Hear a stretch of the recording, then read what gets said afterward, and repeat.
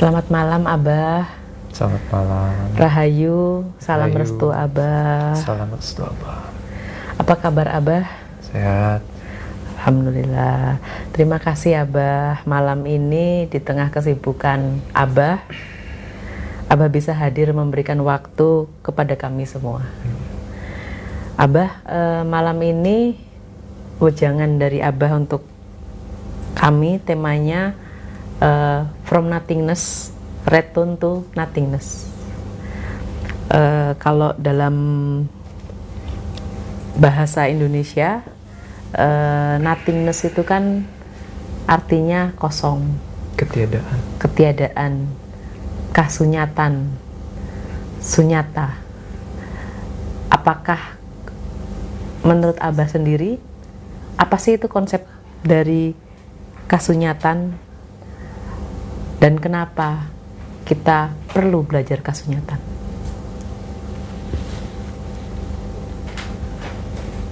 Jadi Mbak Pipit, terima kasih sudah mau menemani saya malam ini.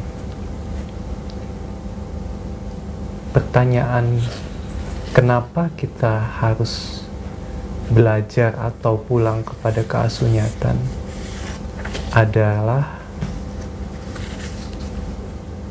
pertanyaan mendasar untuk menjawab perihal siapa sesungguhnya diri sejati kita. Pertanyaan tentang who am I?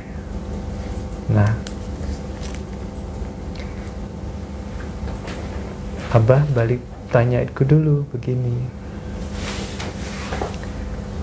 Kalau ada pertanyaan tentang siapa kita, tentang who am I, siapa yang mau jawab? Pikiran? Bukan. Ya toh? Coba kita tanya. Who am I? Tanya ke dalam diri kita sendiri. Merenung. Kita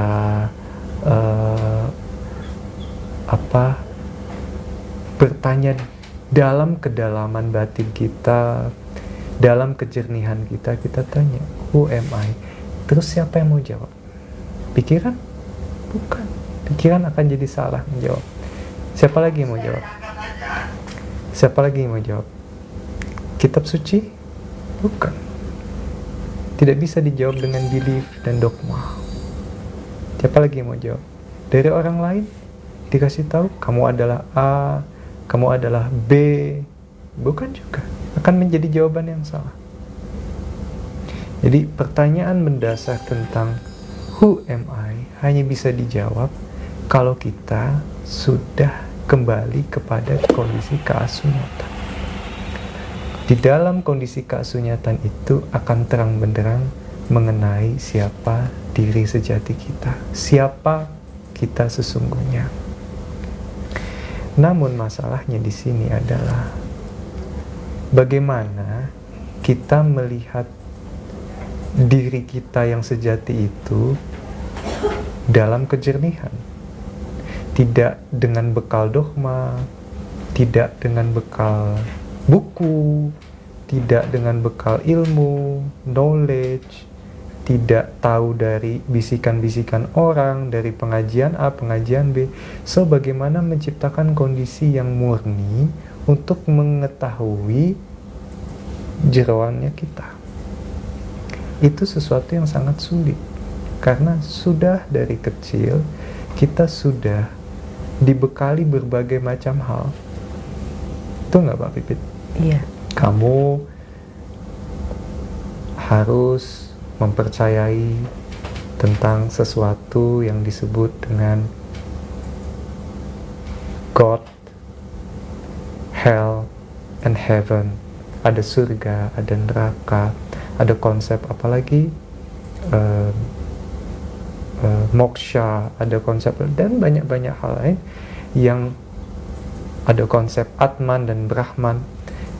Dan semua itu kita tahu tidak dari dalam perjalanan diri kita sendiri, tapi kita tahunya dari orang lain toh.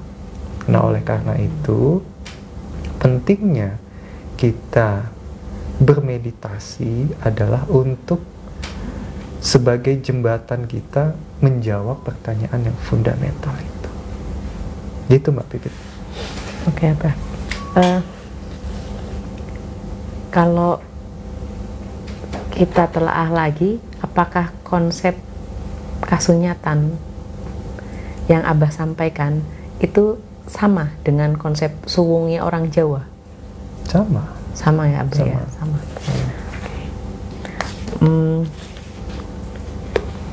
Abah, di era saat ini setiap orang itu kan selalu mengukur dirinya, membandingkan dirinya dengan orang lain. Kita itu berlomba-lomba untuk mencapai sesuatu. Misalnya kayak saya berlomba-lomba misalnya mendapatkan beasiswa, apakah kemudian sekolahnya di Indonesia atau di luar negeri, jabatan tertentu, kekuasaan tertentu. Pada saat kemudian Abah tadi bicara tentang nothingness, tidak ada, ini kan sangat-sangat paradoks. Kemudian bagaimana Abah melihat fenomena ini antara keparadoksan hal-hal ini dengan yang biasa yang kami lakukan sehari-hari, dengan common sense-nya. Iya. Oke. Sekarang saya tanya lagi, mana yang lebih paradoksikal antara menyadari sepenuhnya bahwa kita lahir dari ketiadaan, atau kita hidup dalam mimpi yang mana kita berharap segala sesuatu di sini berjalan abadi, satu, dan bermimpi bahwa setelah ini selesai akan ada kenikmatan yang lain di alam sana. Mana yang lebih paradoks? Ayo, kita bermimpi nih sekarang nih, nanti setelah selesai di sini akan ada alam di sana yang kita bisa menikmati semuanya. Ada bunga ada buah-buah yang berkelimpahan. Sungai susu. Iya, sungai-sungai susu. 72 bidadari. 72 bidadari. Mana yang lebih paradoksikal? Oke. Artinya beginilah. Mengapa kita ini terjebak dalam pikiran-pikiran yang paradoks seperti itu? Karena manusia itu kan sangat takut akan kematian. Betul? Ya. Kita itu kan sangat takut dengan apa yang namanya kematian. Kita selalu cemas dengan apa yang namanya kematian. Oleh karena itu, kita selalu nyaman diberikan konsep-konsep nyaman, selalu nyaman diberikan konsep-konsep yang menghibur diri. Tenang aja, kita berbuat baik, rajin beribadah, nanti di sana sudah disiapkan sakafling. Iya toh? Tenang kita, aman. Kita nggak perlu nyari. Iya toh? Kita nggak perlu bergerak ke dalam nyari apa-apa. Semua sudah ada, tuntunannya jelas, kitabnya jelas. Kamu tinggal harus melakukan A. Kamu seperti robot yang di plug and play. Kamu nggak boleh mencari. Sudah harus percaya. Dan itu bagi Abah lebih paradoks daripada kita menyelam ke dalam, betul-betul mencari sebenarnya core pusat di dalam diri kita itu apa.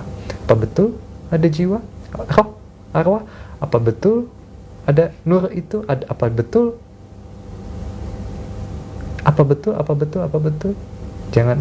Jangan kita hanya percaya.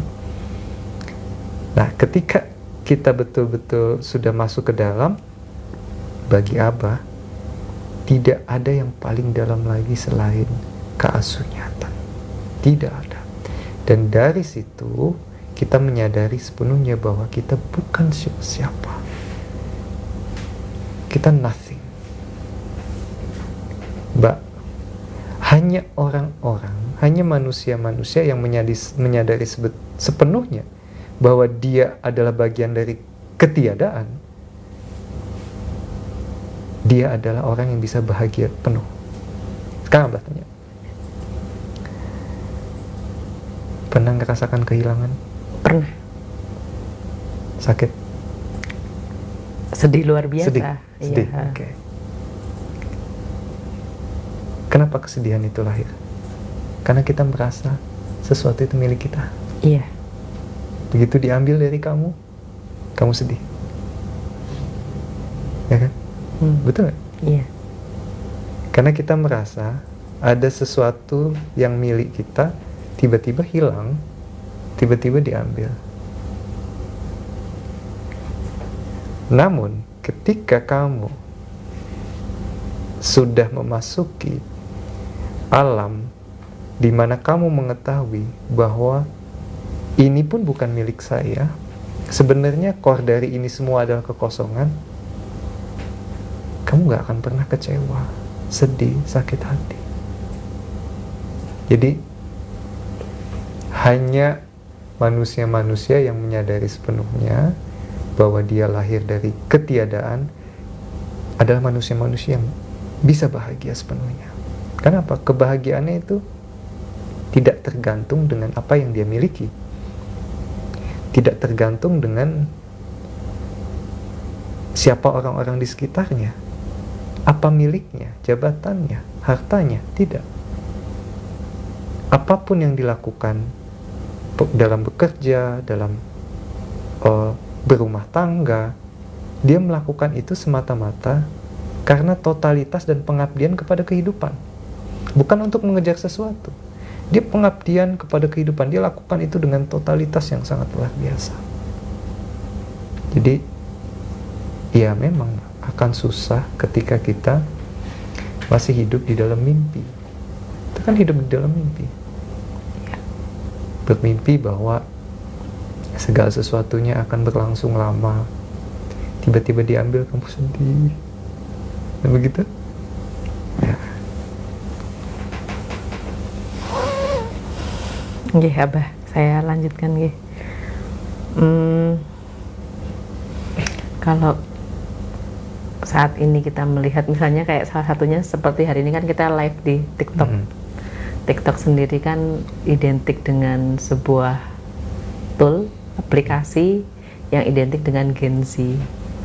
Gen Z yang saat ini itu kan dia sangat-sangat menerima banyak perubahan dengan cepat, tapi sekaligus memang informasi yang cepat. Memang menurut saya keunggulannya dibandingkan generasi-generasi yang sebelumnya, mereka mendapatkan informasi yang sangat banyak. Tapi informasi yang banyak ini juga sekaligus menimbulkan anxiety. Karena hari ini kita dengan mudahnya lewat media sosial melihat hidup orang lain. Bagaimana kemudian teman kita misalnya dia mungkin ya itu naik jabatan, punya pacar, menikah, punya anak. Memang kamu terganggu dengan itu? Sampai buat beberapa orang, menurut saya melihat orang bahagia itu mengganggu. Oke, menarik. Seperti itu. Oke, menarik. Lalu? Tapi informasi-informasi yang datang begitu cepat itu kan membuat pikiran kita tuh terasa penuh.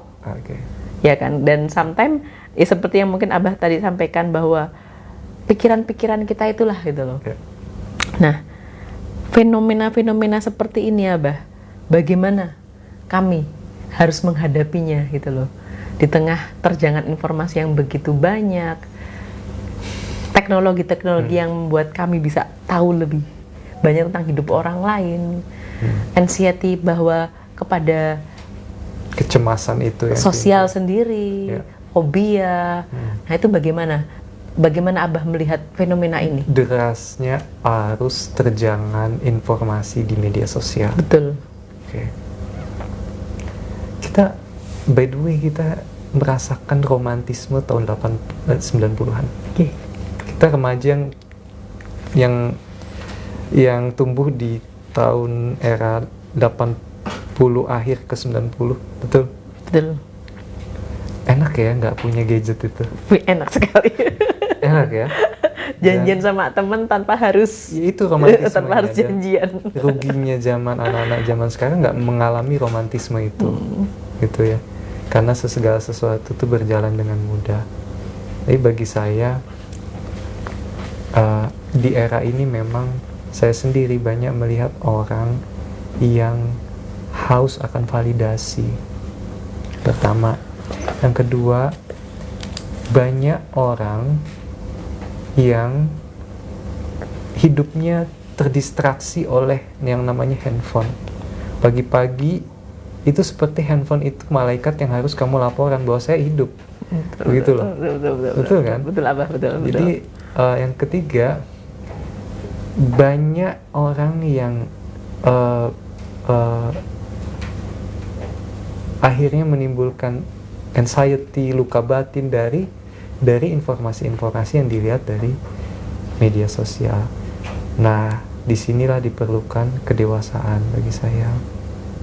Sepenuhnya kita harus menyadari bahwa pengaruh-pengaruh dari media sosial itu baik atau buruk, semua berpulang kepada kita sendiri.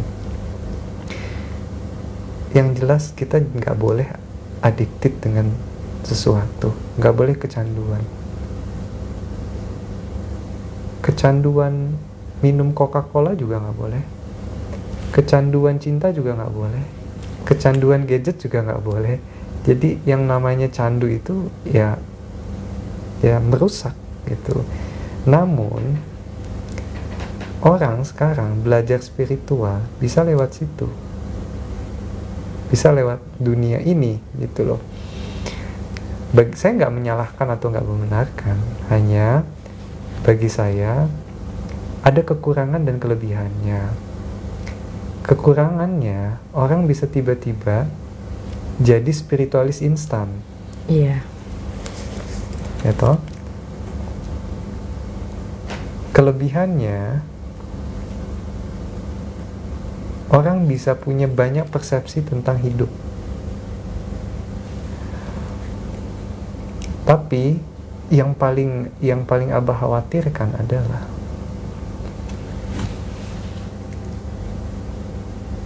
kecanduan media sosial ini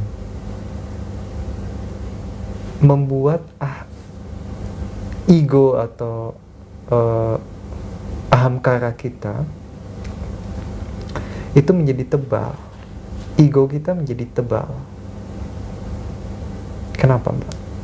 Karena dikit-dikit apa yang kita punya di dalam pikiran kita share. Dikit-dikit apa yang kita punya di dalam garasi, betul, kita share. Dikit-dikit apa yang punya kita di isi dompet kita pun, bahkan ada orang gila yang pamer saldonya. Yeah. Dan itu bagi Abah itu sangat-sangat kekanak-kanaan gitu. Jadi biarin aja. Zaman ini memang harus berlangsung seperti ini. Kita nggak bisa menolaknya. Yang paling tepat adalah kita harus menjadi dewasa, bahwa gadget itu tidak perlu dituhankan dan kita tidak perlu laporan dengan dia tiap hari gitu loh. Jangan sampai kita terdistraksi, kita terjajah. Pada akhirnya kita kan terjajah dengan media sosial, dengan gadget. Iya. Dan cobalah sekali-kali kita kembali kepada romantisme tahun 80-90 yang tanpa itu. Makanya saya sering ngomong sama anak-anak, yuk kita digital detox gitu. Kita cobalah sehari tanpa handphone. Bagaimana rasanya merasakan kesendirian kita. Itu luar biasa, Mbak. Luar biasa sekali dampaknya. Dan ketika kita menyadari sepenuhnya kesendirian kita, jalan menuju nothingness itu mudah. Jalan menuju nothingness itu mudah. Begitu, Mbak Pipit. Oke, Abah, terima kasih. Mungkin seperti yang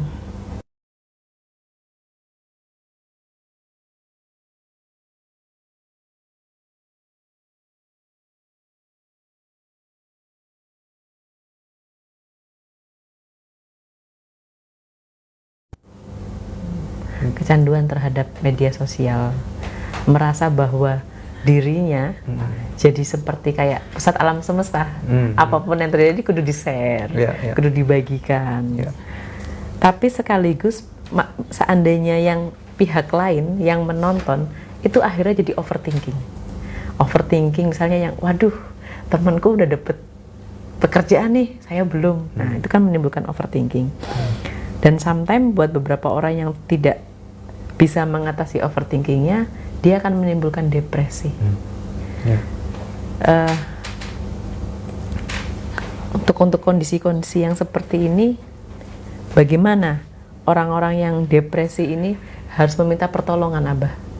Apakah kemudian dengan meditasi bisa membantu mengatasi overthinking, depresi? Apakah kemudian lantas apakah cara meditasinya, karena misalnya Abah kan tadi bilang nothingness, tapi pikirannya aplikasinya gimana? Gitu ya? Pikirannya ini sesak, Abah, penuh, jadinya nggak bisa ngapa-ngapain gitu loh. Terus bagaimana, Abah? Apa yang harus dilakukan gitu loh?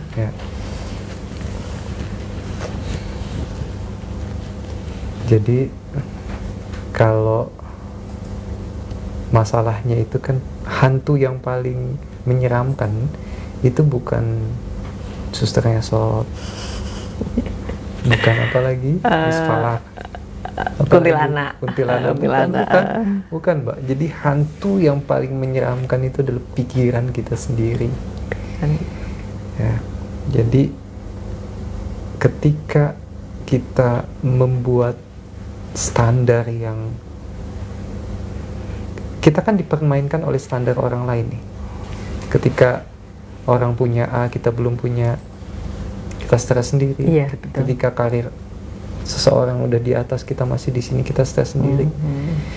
Kita akhirnya melihat segala sesuatu dengan standar orang lain. Nah, pikiran tuh lari ke situ terus. Harapan, angan-angan, harapan, angan-angan. Kemudian kalau nggak lari ke depan, lari ke belakang dia.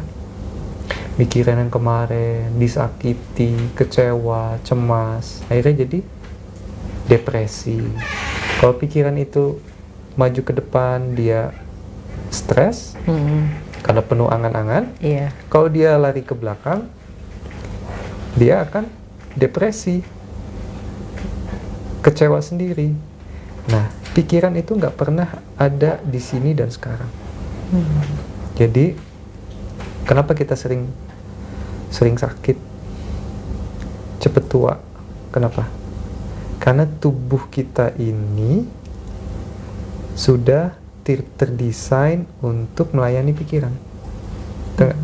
Kita sakit, jantung, diabetes, emah. Kenapa? Karena belum tua udah keriput. Kenapa? Karena tubuh ini sudah terbiasa melayani pikiran. Pikiran lari ke timur, tubuh ikut. Pikiran lari ke barat, tubuh ikut. Pikiran penuh dengan kecemasan, tubuh ikut cemas. Tubuh ikut tumbang. Jadi pikiran nggak pernah ada di sini dan sekarang. Pikiran selalu ke depan, ke masa depan atau ke masa lalu. Sementara tubuh ini selalu di sini. Betul? Tubuh saya duduk di sini di jam berapa? 8:30. Di kota Yogyakarta. Sementara pikiran kita kan nggak di sini. Orang banyak begitu kan. Pikiran kita di rumah orang. Yang ngelihat dari itu, ih rumahnya bagus, ih kerjaannya bagus. Sementara pikiran kita nggak pernah di sini. Tapi apa? Di dunia orang lain. Betul? Nah, untuk mengembalikan supaya kita ada di dunia kita sendiri, bukan dunia yang dibuat oleh orang lain, meditasi bisa menjadi jalan untuk membantu kita. Meditasi itu mengembalikan kita kepada dunia kita sepenuhnya, kepada tubuhmu, kepada di sini dan sekarang. Jadi kita nggak seperti hantu gentayangan yang kelayapan kemana-mana. Kita di sini dan sekarang. Nah, Celakanya Mbak, dalam praktik meditasi itu susahnya orang-orang yang baru mengawali meditasi. Tahu nggak susahnya apa? Aduh bah pusing, gak bisa, terlalu penuh, pikiran lewat, kita ikut. Lagi enak-enak meditasi, mengamati prana, terus tiba-tiba ada pikiran terganggu, terdistraksi. Kenapa? Karena pikiran itu tidak bisa dikasih pekerjaan yang simple. Kita pernah ngobrol kan waktu itu di Padepokan. Pikiran tuh tidak bisa dikasih pekerjaan yang sederhana, dikasih pekerjaan yang simple, karena dia terbiasa menghadapi segala sesuatu yang kompleks, segala sesuatu yang jelimet, yang ruwet. Dia pandai kalau menghadapi problem, menghadapi sesuatu yang ruwet itu terlatih pikiran. Tapi begitu dihadapkan pada sesuatu yang simple, pekerjaan yang sederhana, apa itu? Meditasi. Meditasi kan prinsipnya melihat aja. Melihat apa adanya, itu sederhana. Apa sih susahnya melihat apa adanya? Nggak ada yang susah. Tapi ketika itu dilihat oleh indera pikiran kita, itu menjadi susah. Jadi bukan tugas pikiran. Meditasi itu tidak boleh ada pikiran yang bekerja. Kita tidak boleh masuk kepada pikiran yang bekerja. Nah, Abah selalu bilang meditasi itu opposite dari berkonsentrasi. Jadi lawannya meditasi adalah berkonsentrasi. Makanya ketika kita berlatih kan Mbak, Abah selalu bicara, jangan fokus, kamu mau fokus apa? Jangan berkonsentrasi, kamu mau berkonsentrasi apa? Karena apa? Fokus dan konsentrasi itu adalah pekerjaan pikiran. Anda masuk ke dalam pikiran lagi. Sementara meditasi itu mengamati apa adanya. Anda mengobservasi semua yang ada di dalam kepala. Apa yang ada di dalam kepala? Stres, masalah A, masalah B, terlintas di sini. Ya udah diamati aja.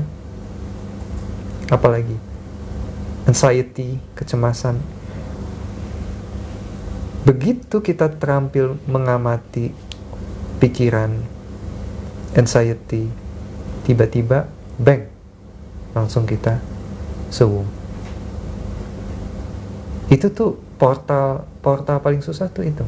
Makanya di awal yang paling mudah adalah amati dulu bagaimana prana masuk dan keluar dari dan ke dalam tubuh. Itu basically basic. Model-model macam-macam meditasi, tapi basically basic. Ketika kita bisa terampil mengamati prana yang masuk saat kita bernafas dan yang keluar saat kita menghembuskan nafas, lama-lama kita akan terampil mengamati slide-slide yang ada di dalam pikiran kita. Lama-lama kita berhasil terampil mengamati mood kita, ya kan? Kecemasan kita. Itu Mbak. Maaf Abah, berarti meditasi itu semacam seperti olah tubuh. The art of watching. Yoga olah tubuh. Nah, aku tanya nih, pernah ikut yoga? Saya ikut yoga, Abah. Ketika kamu melakukan satu asanas, misalnya kobra, atau kamu tekuk tubuhmu, kepala di bawah, kaki di atas, Abah tanya, saat itu pikiranmu di mana? Stop toh? Nggak ada. Berhenti di situ toh? Iya. Nah, prinsipnya begitu. Kenapa tubuh kita dimodifikasi sedemikian rupa? Tangan kanan di sini, tangan kiri sini. Beberapa asanas itu diciptakan supaya pikiran kita stay di sana. Pikiran kita nggak ke depan, ke belakang. Pikiran kita ada di dalam tubuh kita sendiri. Di sini dan hari ini. Di hari ini, di tubuhmu. Iya. Nah itu. Jadi banyak yoga yang asal sehat-sehat, tapi coba kita betul-betul pahami ini dengan baik. Ketika kita melakukan asanas dalam yoga, kita betul-betul fokus kepada setiap jengkal tubuh yang dimodifikasi geraknya. Kamu nggak mungkin lagi menahan berat badanmu, kamu bisa berpikir tentang pekerjaan. Nggak mungkin. Iya benar. Nggak mungkin. Benar. Betul kan? Benar. Ketika kakimu lagi ditekuk, kamu nggak mungkin bisa berpikir tentang cinta apa, kan nggak mungkin. Nggak mungkin toh? Iya. Nah, jadi itu betul. Itu tekniknya seperti itu. Bahkan dalam yoga itu istilahnya coachnya selalu meminta kita untuk mematikan handphone untuk beberapa saat kan. Dan menurutku ya itu benar-benar pelajaran penting karena dengan mematikan handphone mungkin 1 jam, 2 jam, 3 jam, kita belajar jadi 1 hari, 2 hari. Betul. Dan itu benar-benar indah sekali sih memang gitu. Coba 1 minggu ya. Belum Abah, kalau 1 minggu belum Abah jadi dulu. Nanti kita coba 1 hari Cuman, dulu. Saya dulu memang menderita insomnia Abah. Jadi memang tidak bisa tidur karena mungkin saya punya kesedihan mendalam. Luka batin. Iya, karena beberapa tahun yang lalu sebelum pandemi ayah saya meninggal dan setelah itu saya selama bertahun-tahun memang insomnia dan kemudian saya ikut yoga itu. Tapi it works. Yoga. It's work. Itu karena pada akhirnya saya ikut yoga sudah 3 tahun Abah sebelum pandemi. Pada saat kemudian badan saya, pikiran saya mengingat hari di mana saya merasa sedih atau merasa kacau, tubuh saya mengajak saya untuk yoga. Jadi tubuh, nagi. Iya, jadi tubuh saya tuh bilang kamu sakit loh kalau nggak yoga, jadi kamu harus yoga. Dan pada saat saya yoga itu saya memang benar-benar merasa rileks sekali. Sesuatu yang menyakitkan Abah, tapi setelah itu bahagia.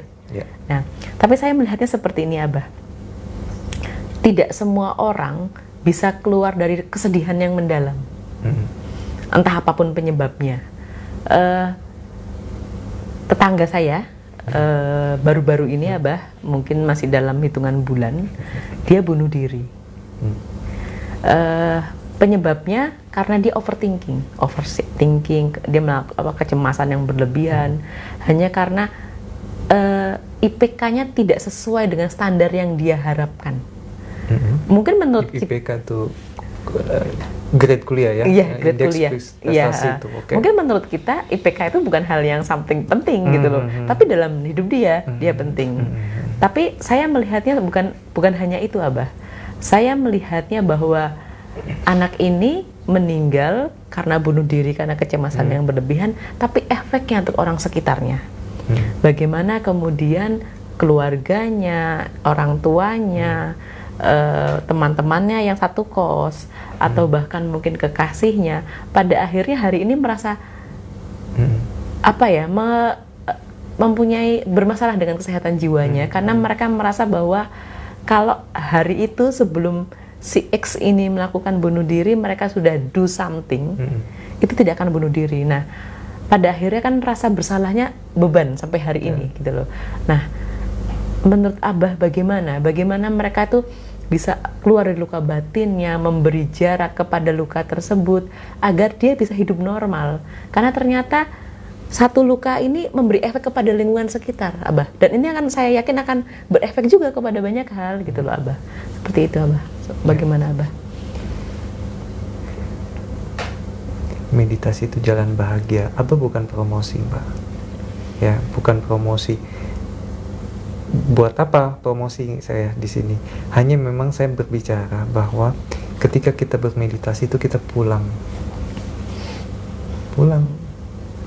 Sekarang dari awal kelahiran kita ada di dalam state of nothingness. Segala yang sesuatu kita lihat tuh dalam kemurnian. Tuh. Anda bayi, apakah Anda berpikir sesuatu tentang yang bisa mencemaskan Anda nggak akan tahu kalau ada pisau di depan Anda itu bisa membunuh. Betul. Atau ada senjata api ditaruh di depan kepala bayi, nggak akan pernah khawatir, nggak akan pernah cemas. Jadi state of nothingness itu sudah ada saat memang kita di awal kelahiran kita. Oke? Nah, kemudian kenapa akhirnya timbul kecemasan, merasa bahwa IP itu perlu, mempunyai mobil itu perlu, menjadi pejabat itu perlu, menjadi anggota dewan itu sangat-sangat perlu. Kenapa? Kenapa? Karena kita sudah hidup di dalam desain yang sangat materialistik. Dan orang yang tadi mungkin case-nya IP meninggal karena mungkin karena hal yang menurut kita sepele, tetapi menurut dia itulah dunianya. Seluruh dunianya. Sekarang abadnya, siapa yang menciptakan dunia itu? Pikiran dia sendiri. Dan didukung dong sama orang tuanya, lingkungannya. Bagaimana cara melepaskan dia itu untuk menciptakan dunia dia sendiri, dunia yang betul-betul murni. Saya dan Mbak Pipit juga sebetulnya sebagian ini kan produk dari desain keluarga kita. Iya. Mau nggak mau. Betul? Apa yang kita tahu tentang benar dan salah kan kita dapat dari keluarga kita. Apa yang kita tahu tentang kamu harus menjadi orang yang pinter minimal masuk kedokteran, itu mungkin dorongan dari keluarga. Iya. Atau kamu harus punya standar jodoh yang seperti ini. Benar. Siapa yang mendesain itu? Outer environment kita. Iya. Nah, bisa nggak kita lepas dari itu semua? Bisa hanya dengan kenekatan, Mbak. Kalau tidak dengan kenekatan, tidak bisa. Orang-orang yang sudah melangkah ke dalam dunia meditatif adalah orang-orang yang nekat, Mbak. Harus dengan kenekatan. Nekat, jenuh, confused. Bingung. Justru bagi apa gini? Luka batin itu bagus. Cuman menyikapinya kadang gini. Kita kehilangan sesuatu. Itu kok bingung ya? Kalau Abah bagus, kalau kehilangan sesuatu apa? Kenapa Abah? Bagus. Karena alam itu kan baik, Mbak. Kita sebenarnya diingatkan bahwa semua itu bukan milik kita. Kalau Gautama Buddha itu melepaskan sesuatunya dengan sukarela, bedanya gini aja. Gautama Buddha melepaskan segala sesuatu itu dengan sukarela, betul nggak? Pangeran. Iya, Pangeran Gautama. Pangeran Gautama melepas, akhirnya hidup petapa, dia meninggalkan kemewahan dan keduniawian. Dia melepaskan dengan sukarela. Tapi kalau kita lepasnya kan dipaksa. Iya, diambil oleh alam. Dipaksa. Iya. Itu kan beratnya. Iya. Ketika kita diambil paksa itu, kita mau mengambil jalan apa? Ya kan? Menyadari sepenuhnya, oh alam membantu saya.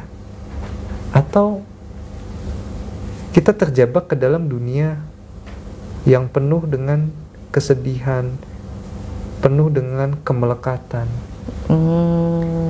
Semakin kamu melekat, semakin kamu menderita. Semakin kamu bisa melepas, semakin kamu bahagia. Semakin kamu tidak merasa dirimu bukan siapa-siapa dan tidak memiliki apa-apa, kamu nothing, semakin kamu tambah bahagia. Tambah bahagia, betul nggak? Semakin kamu merasa kamu bukan siapa-siapa dan sejatinya kamu tidak memiliki apa-apa, maka kamu semakin bahagia. Kalau sekarang kamu punya apa, outfit, punya apapun di sini, ya udah, ini kan ada jodohnya. Satu saat ini rusak, broken, hilang. Bahkan bukan outfit loh, ini loh, tubuhmu sendiri. Iya. Sewaktu-waktu diambil dengan paksa loh. Iya. Sekarang pertanyaan Abah, kalau ini diambil, kita mau menyerahkan dengan sukarela apa dengan paksa? Kalau dengan paksa kan akhirnya jadi penderitaan. Mati itu penderitaan, betul nggak? Betul. Kematian sangat menderitakan kita, menjadi bagian yang ini penderitaan kita. Karena apa? Karena kita diambil paksa kematian itu. Tapi kalau kita sudah dari awal kita sangat menyadari sepenuhnya bahwa kita bukan siapa-siapa, kita bukan apa-apa. Ketika kematian itu datang, kita serahkan sepenuhnya dengan elegan kepada waktu. Silakan. Mau ambil hari ini nggak apa-apa, mau ambil besok nggak apa-apa, nggak ada beban.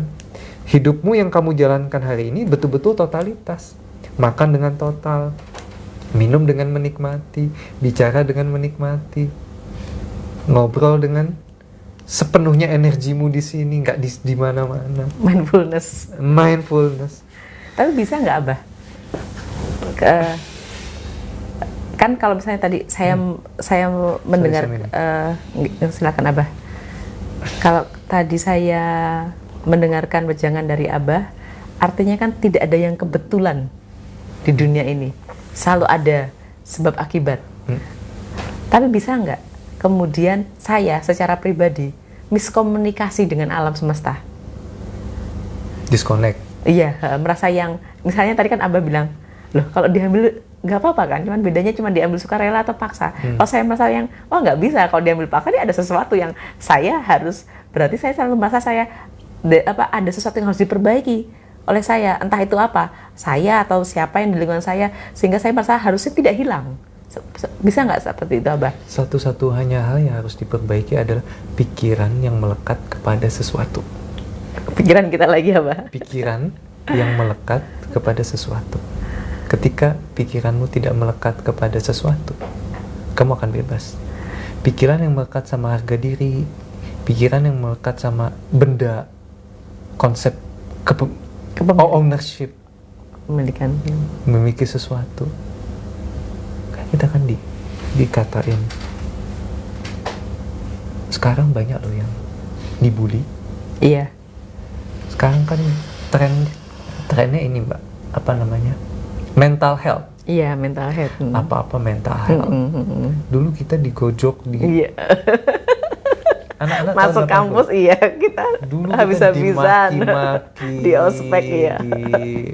Direndahkan udah. Makanya bagus lah, itu vitamin sebenarnya. Tapi anak-anak sekarang tuh terlalu fragile gitu loh, terlalu rapuh. Itu Abah, makanya saya gini, anak-anak zaman sekarang yang mungkin sekarang sebutannya generasi strawberry ya, mereka tuh selalu mempersepsikan bahwa yang ini nggak bisa. Misalnya saya mempunyai penyakit misalnya bipolar yang harus orang malah menghargai saya apa segala macam.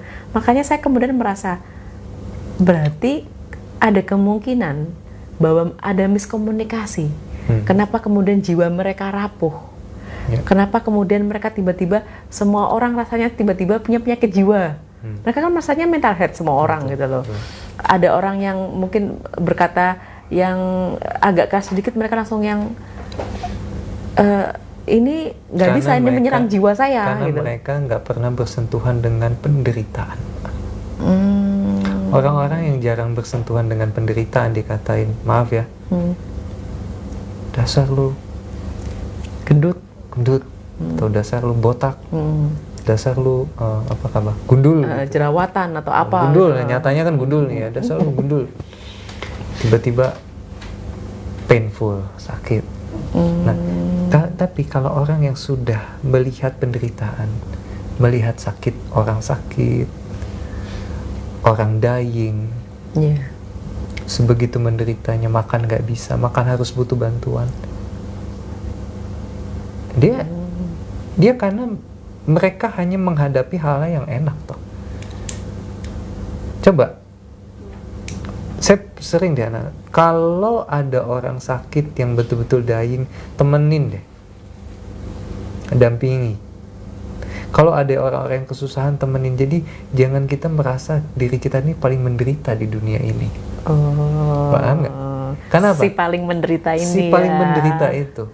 Iya. Itu nggak? Kau merasa baru putus cinta, ini bagaimana? Ada yang 5 kali kawin, cerai, cerai, itu loh. Iya benar. Sampai hidupnya tinggal betul-betul sendiri di dalam kamar gitu, nggak ada teman siapa-siapa gitu. Dan entah kenapa pikiran kita selalu mengajak kita jadi si paling menderita. Betul. Si paling menderita. Itu ya. ego kalau menurut saya. Oke. Itu ego. Ya, artinya makanya kemudian ada yang miskomunikasi dengan alam semesta sehingga tidak selaras. Karena dia merasa paling menderita. Padahal menurut alam semesta, ya enggak, kamu tuh belum apa-apa kok penderitaanmu. Gitu. Cause-nya apa sih sebenarnya? Kenapa? Iya, awalnya apa sih? Itu bisa terjadi itu karena apa? Berarti kan ini Abah. Karena kita terikat dengan pikiran kita. Setiap orang harus belajar menerima painful dalam hidupnya. Ya. Itu berarti butuh pelajaran. Betul. Butuh pelajaran. Betul. Diterima. Ini pelajaran yang berat ini. Kita belajar dari itu. Iya. Diterima dan udah dimaklumi bahwa kita, maka itu kalau kita berhasil terampil, kata kuncinya tuh terampil dalam melihat segala sesuatu fenomena yang terjadi di dalam batin kita, melihat segala fenomena yang terjadi di dalam batin, itu udah luar biasa. Itu puncaknya meditasi. Melihat fenomena. Ya, kembali lagi, meditasi itu art of watching. Kamu melihat. Kamu nggak harus menyikapi dengan apapun. Begitu kamu sikapi, ada respon, kamu terjebak, kamu akan kalah. Kembali lagi ke pikiran. Kembali ke perasaan. Tapi begitu dilihat, dia akan berlalu sendiri. Anehnya begitu. Segala sesuatu yang kita lihat itu akan berlalu sendiri. Lihat itu dalam artian bukan lihat dengan ini loh ya, tapi dengan kesadaran loh ya.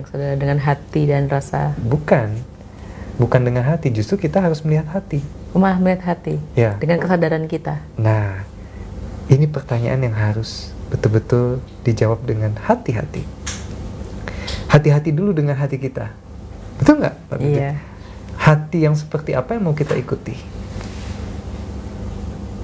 Hati yang penuh kedongkolan, hati yang penuh kesedihan? Gak bisa. Hati itu ada gak sih? Sebenarnya hati itu kan bagian dari pikiran itu sendiri. Kalau menurut Abah lo ya, salah satu divisi daripada pikiran itu ya perasaan. Produk dari, sekarang gini, jadi hati kita kamu melihat sesuatu di sini. Fenomena, kejadian, terus kamu rasakan gak enak. Karena apa? Kamu berpikir dulu kan? Iya. Contohnya, kita melihat Lee Min Ho yang ganteng itu. Oh iya, Lee Min Ho yang ganteng. Okay. Kita jatuh hati. Siapa yang memproses itu, perasaan itu kemudian diproses menjadi perasaan cinta itu apa sih? Dari sini mata dulu. Kemudian pikiran. Dari sini dulu. Iya. Ya toh. Jadi bagi Abah tetap melihat itu tidak dengan indera, tidak dengan pikiran, tidak dengan feeling, perasaan, tidak dengan itu, tidak dengan mood apalagi, tapi dengan apa? Tetap dengan kesadaran. Kesadaran. Dan kesadaran itu sistemnya nggak ada di sini. Seperti yang Abah jelaskan tadi. Karena begitu kita kasih perintah ini, dia nggak bisa lakukan, Mbak. Nggak bisa. Lucu ya? Iya. Nggak bisa dia lakukan. Karena apa? Sulit buat pikiran untuk melihat apa adanya. Karena di sini udah tempatnya data, tempatnya memori, ya kan? Terbiasa. Bisa nggak kita menghilangkan data? Nggak bisa. Data dari lahir yang ditanamkan sampai kita umur 30 sekian. Nggak bisa dihilangkan. Jadi karena ini udah tempat bank of data, maka dari itu kita nggak bisa melihat dengan pikiran. Ketika kita melampaui pikiran, kita ada sistem kebersatuan dengan semesta itu. Sistem kebersatuan dengan semesta itu yang melihat. Jadi kesadaran tuh nggak ada di unit ini, Mbak. Nggak ada di unit ini. Kesadaran kita ada di luar berarti. Kebersatuan. Apa yang harus Abah bahasakan bahasa kebersatuan itu? Ketika kamu mengalami kebersatuan sepenuhnya, tiba-tiba kamu bisa melihat bahwa tubuh ini bukan kamu. Pikiran pun bukan kamu.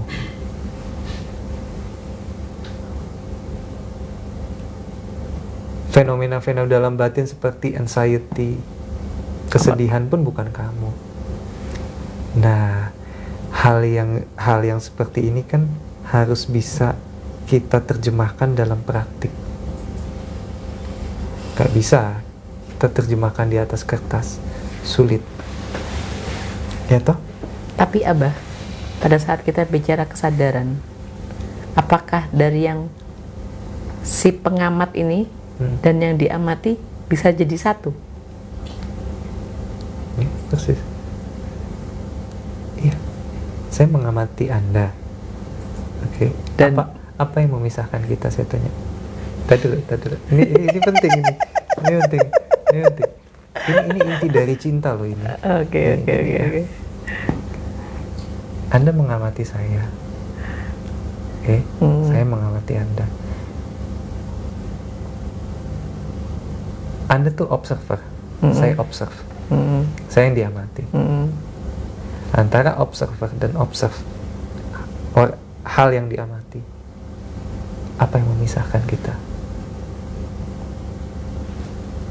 Yang memisahkan kita fisik, tubuh, iya, Zat. fisik.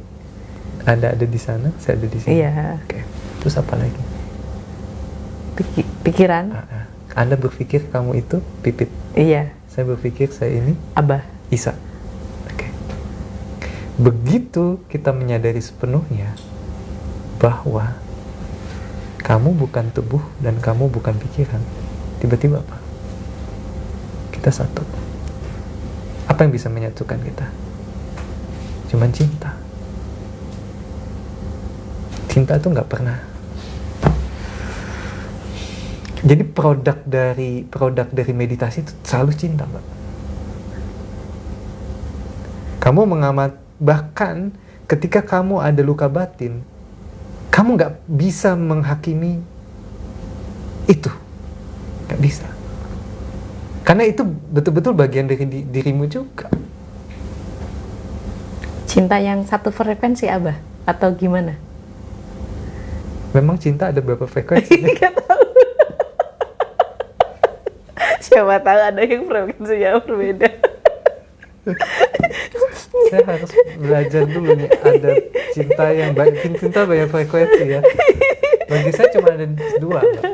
Satu cinta, yang kedua tidak cinta. Udah, itu aja. Mengenai ada sub-subnya, nanti saya harus belajar dulu. Oke, Abah. Tapi jelas gitu ya. Artinya di dalam sini pun antara zat Abah dengan zat Anda sebetulnya nggak ada ruang. Iya. Paham? Sebetulnya tidak ada ruang.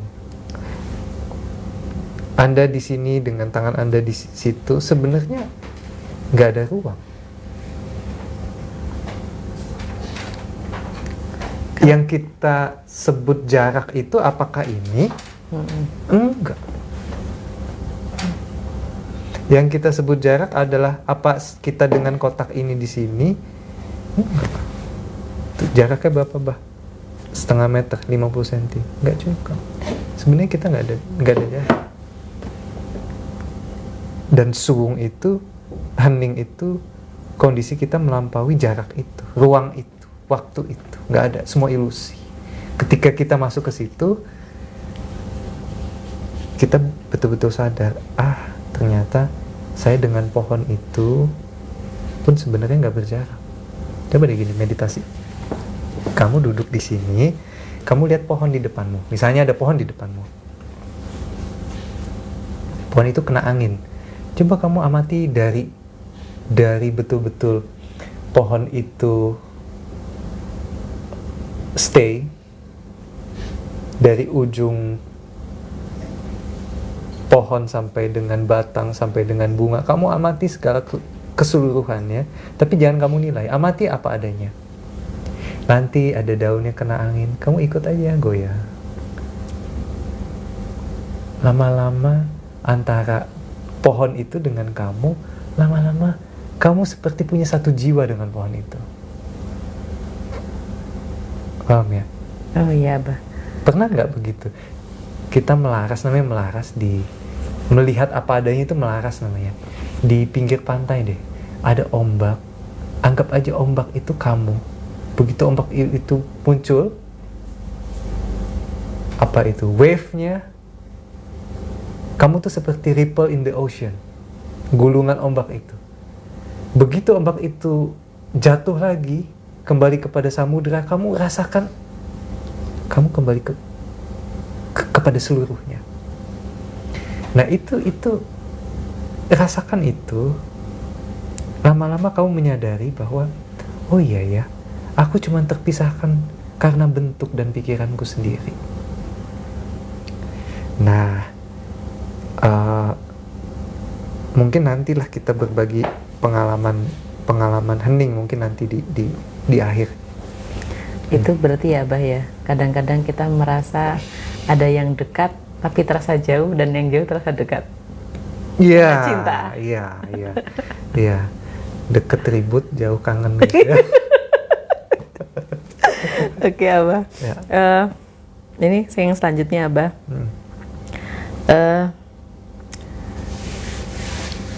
Ada cara instan nggak sih, Abah, untuk belajar meditasi?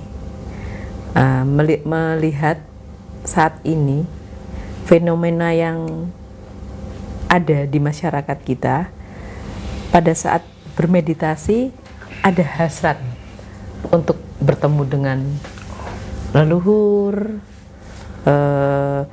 Dengan bermeditasi dia bisa mendapatkan wangsit atau apalah gitu loh. Nah, Abah melihatnya fenomena seperti ini bagaimana? Padahal kan tadi kan Abah menyampaikan meditasi kita itu untuk kesadaran. Membakar habis itu.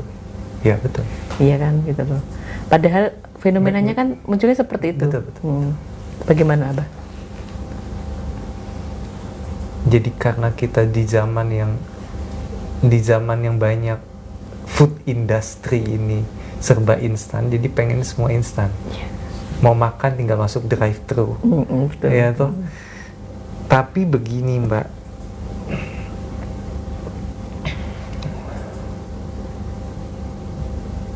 Nggak fair lah kalau Rasulullah itu berdarah-darah sementara kita pengen instan. Nggak fair lah kalau Gautam Buddha harus lose everything tapi kita pengen instan. Nggak fair lah kalau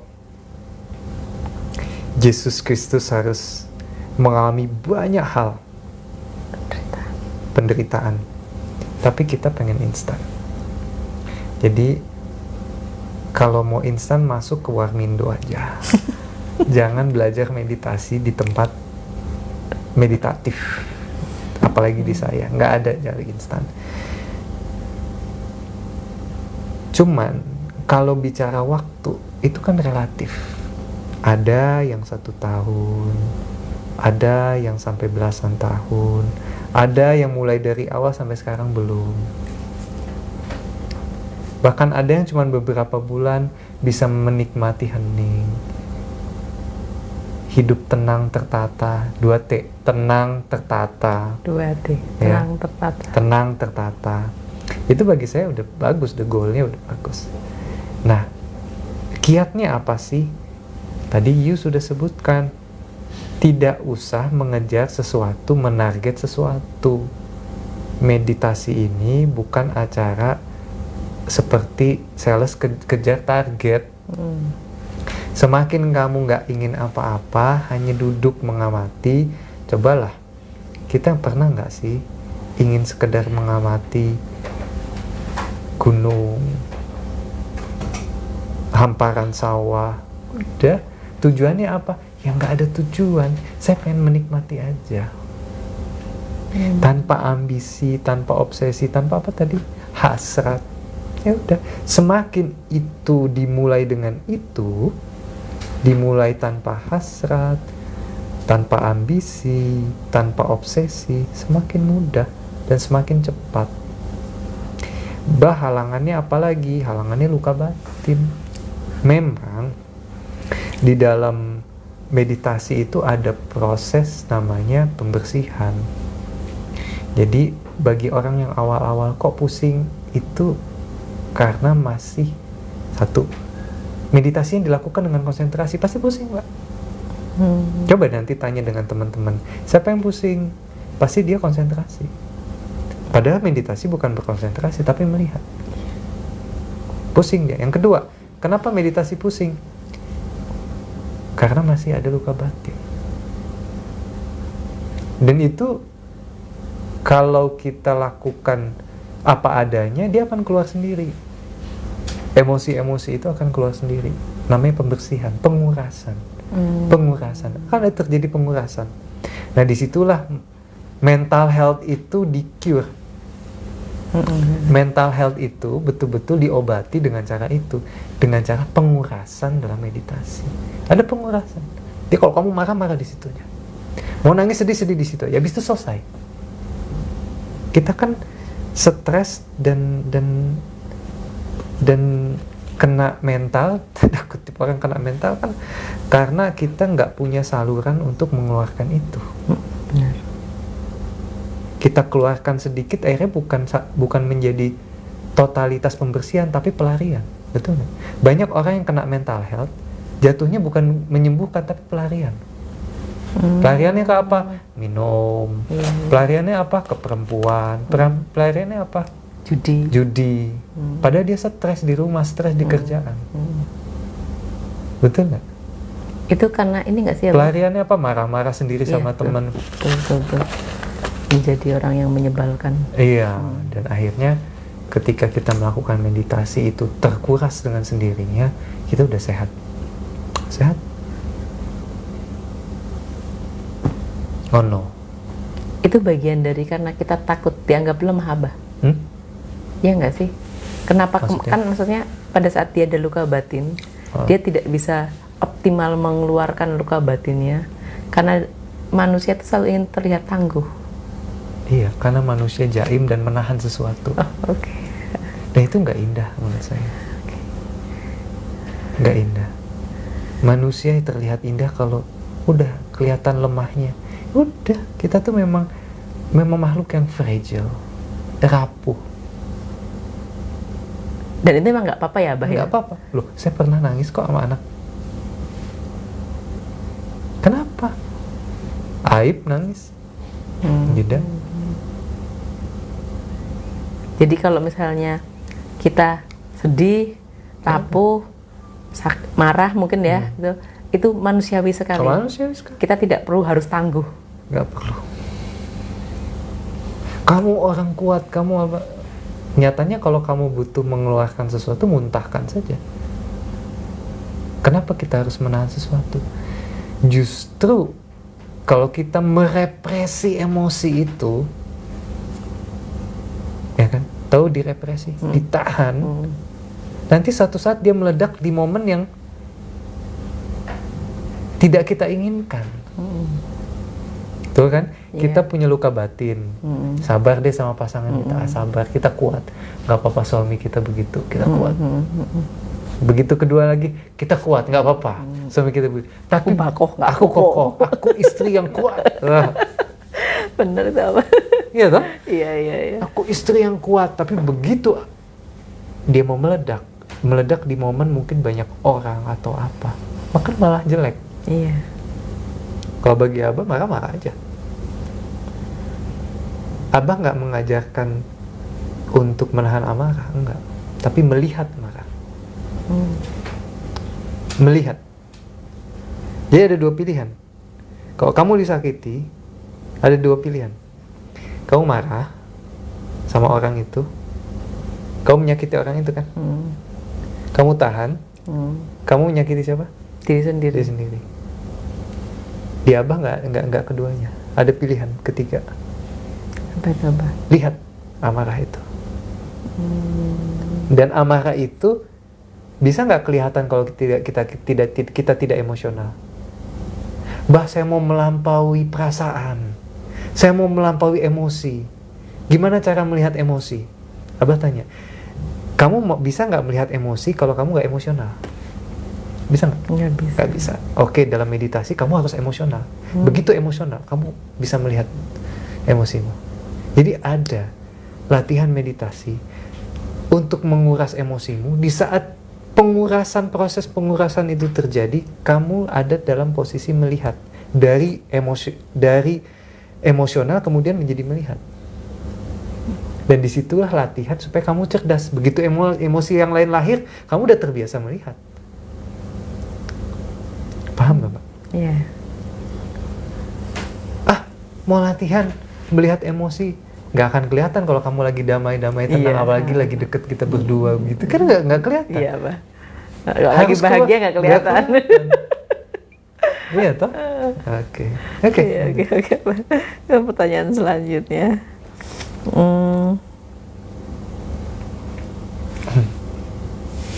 Orang-orang saat ini kan ke spiritual karena merasa bahwa spiritual adalah obat atas penderitaan manusia. Menurut Abah, apakah benar bahwa spiritual itu mampu mengobati permasalahan diri dan permasalahan sosial? Ya. Obat untuk ketidakwarasan.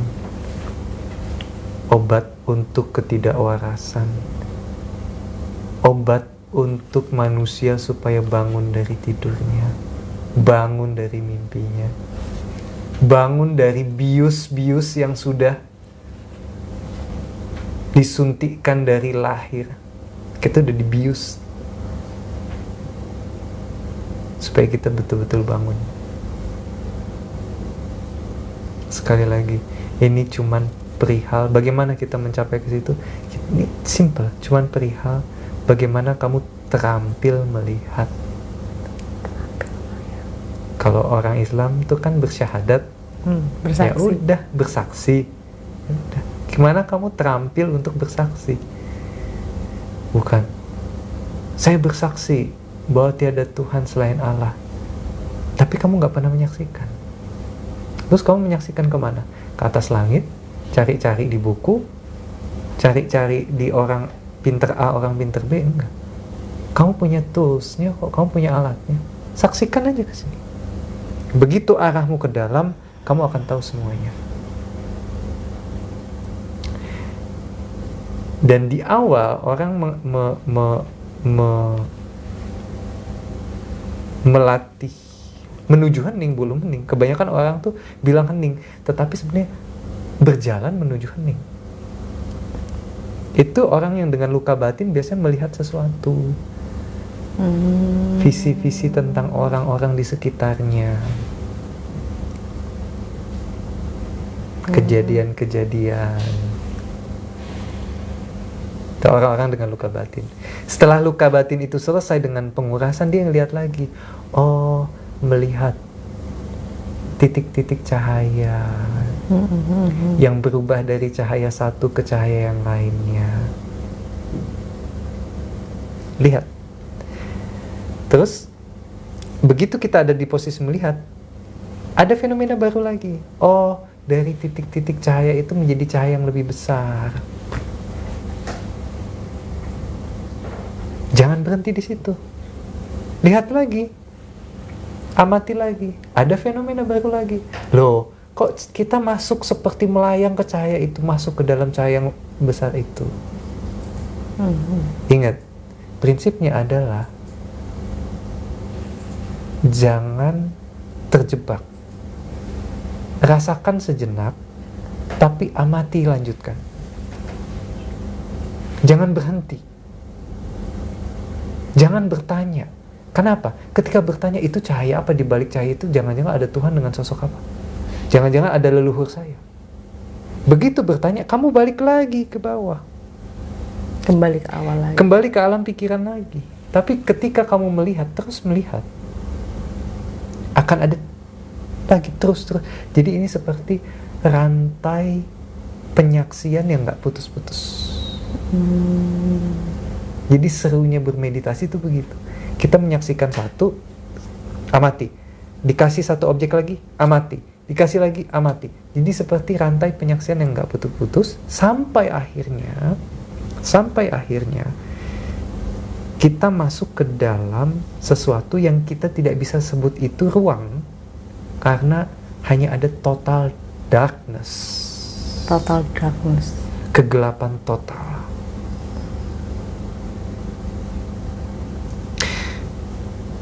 Kegelapan tanpa ujung. Kamu seperti, Abah bilang, gula yang larut di dalam lautan kopi. Tahu kopi? Hitamnya kopi seperti apa? Iya.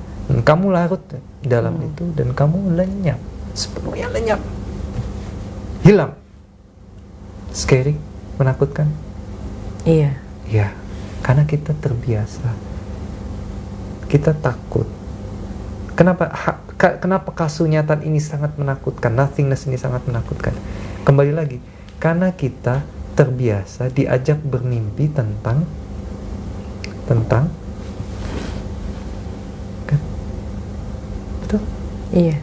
Tentang ada yang di sana, tentang ada alam lain, tentang kita ini roh, tentang kita ini arwah. Padahal sejatinya rahim spiritual kita itu, nah, rahim spiritual kita ya itu seperti itu, fenomena itu. Ketiadaan. Ya. Tapi udahlah, makanya saya bilang udah jangan pikirkan. Slow, gak usah dipikirkan segitu. Terlalu berat apa? Ya, gak usah dipikirkan, kita santai aja. Yang penting 2T tadi itu. Iya. Apa namanya? Tenang dan tentram. Terarah. Tenang dan terarah. Sepertinya saya jadi ingat Abah, kita kan orang Jawa kalau misalnya banyak pikiran untuk masa depan tuh kadang-kadang pikir sesuk baik karo mlaku. Jadi kan tenang ya, Abah, tenang, bisa tidur nyaman. Itu spontanitas. Iya kan? Nggih, Abah. Ini ada titipan dari Mbak Dina, Abah. Kami ingin tahu pengalaman Abah menuju kasunyatan itu seperti apa? Seperti yang Abah jelaskan tadi. Setiap step dalam menuju ke kasunyatan, kamu akan mengalami berbagai macam fenomena. 1, kamu lihat. 2, kamu lihat. Tapi ketika kamu terjebak, jadi ada sensasi melayang misalnya, seperti fly dan lain-lain, amati sejenak saja, rasakan sejenak, tapi pengamatan itu harus jalan. Nanti akan lagi ada fenomena sampai pada akhirnya Abah bilang tadi, total darkness, gak ada lagi. Di balik itu gak ada lagi. Kamu masuk ke dalam lubang cahaya yang besar, bertemu A, B, C.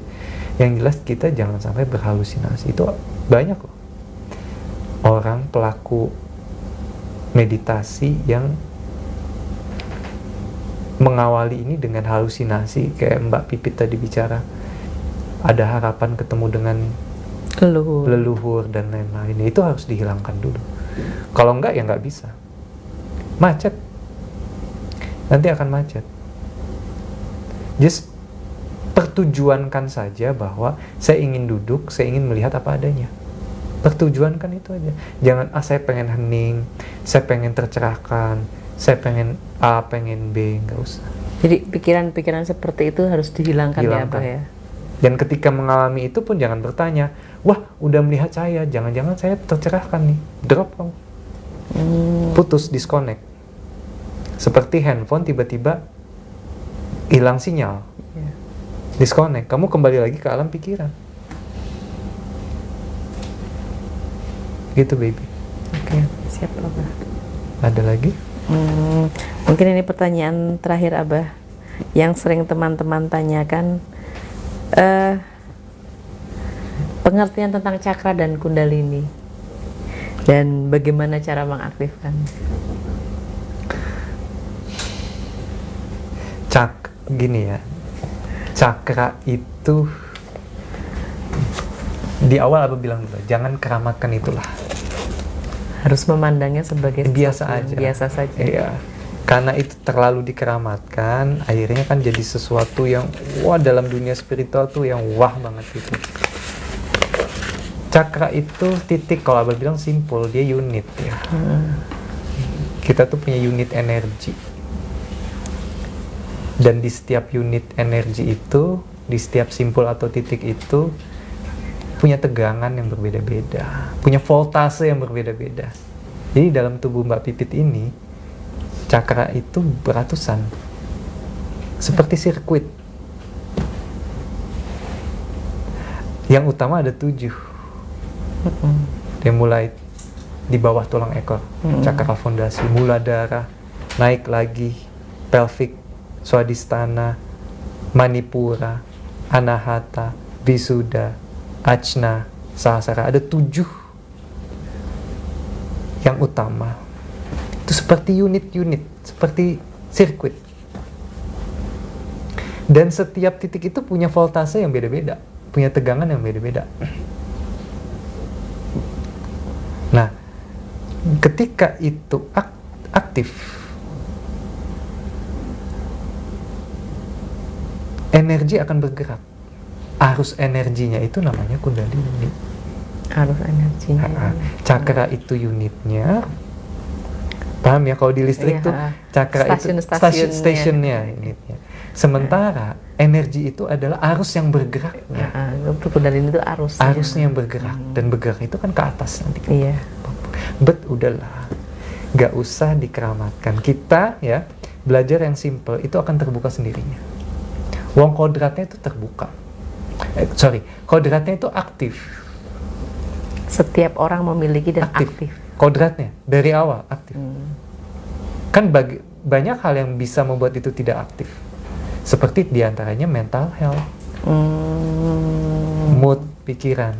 Iya. Jadi perjalanan sirkuit itu dari kita ngobrol kemarin, dari Bogor, dari Jakarta ke Surabaya. Dari Jakarta ke Surabaya itu seringnya kita macet di mana sih? Bekasi, Brebes misalnya. Semarang. Sama. Kita perjalanan energi itu dari unit cakra satu ke cakra lain itu kadang kebanyakan yang Abah lihat itu macetnya di swadhisthana sama manipura. Karena apa? Faktor psikologis, ego. Tapi ketika sepenuhnya kita berlatih melihat dari yang simple, dari yang sederhana, itu nanti keterampilan kita sampai dengan melihat yang kompleks, melihat pikiran, melihat perasaan, itu terbuka sendirinya. Nggak kita sadari kok. Justru kalau kita ingin coba cakra, kita ingin lupakan aja. Lupakan, Mbak. Biarkan itu terbuka sendiri, otomatis. Artinya itu bukan sesuatu yang spesial, dan istilahnya kita nggak perlu harus bermeditasi tertentu untuk itu. Bonus dari penyaksian total. Bonus dari kita terampil dalam penyaksian total. Keterampilan kita luar biasa, itu bonus itu. Tapi kalau kita mengejar itu, gak ada gunanya. Karena pasti itu akan aktif. Pasti akan aktif. Gitu. Oke, Abah, terima kasih.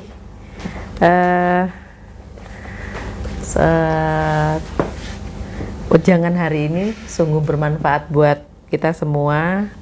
Kita selalu berharap dan berdoa Abah selalu sehat. Terima kasih. Terima kasih Abah untuk waktunya dan wejangannya malam ini.